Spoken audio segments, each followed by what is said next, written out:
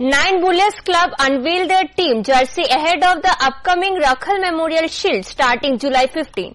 Club officials say the team will feature only under-22 players, including 7 from Manipur, 5 from Mizoram and 7 local talents, all within a budget under ₹10 lakh. With the slogan "No to drugs, say yes to football," the club promotes a drug-free message. The jersey was handed over by MLA Manav Debarma.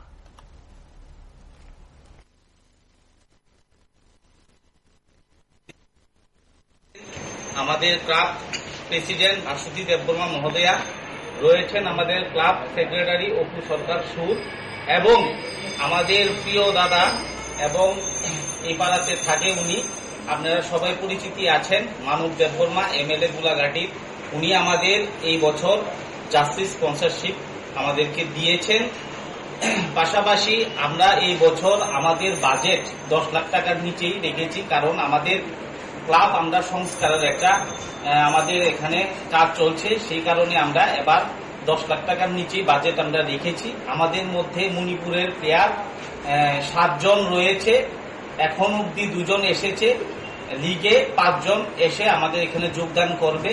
পাশাপাশি মিজোরামের 5 জন রয়েছে এবং কালিম্পং এর 2 জন player রয়েছে, কলকাতার goalkeeper রয়েছে এবং আমাদের এই ঝাড়খণ্ডের থেকে 2 জন প্লেয়ার আসার কথা রয়েছে, আমরা কথা বলে রেখেছি। এবং এই বছর যে আমাদের লক্ষ্য, সেটা আমরা জুনিয়র দিয়ে প্লেয়ার টিম গঠন করেছি এবং আপনাদের যারা ফুটবল দেখেন মাঠে সবাই কে ভালো খেলা উপহার দেওয়ার জন্যই আমরা টিম গড়েছি। এবং এই বছর আমাদের যেটা রয়েছে সেটা হলো জার্সির মধ্যে যে সে নো টু ড্রাগস, সে ইয়েস টু ফুটবল, এই বিষয় নিয়ে আমরা এবারের ফুটবলটাকে রেখেছি।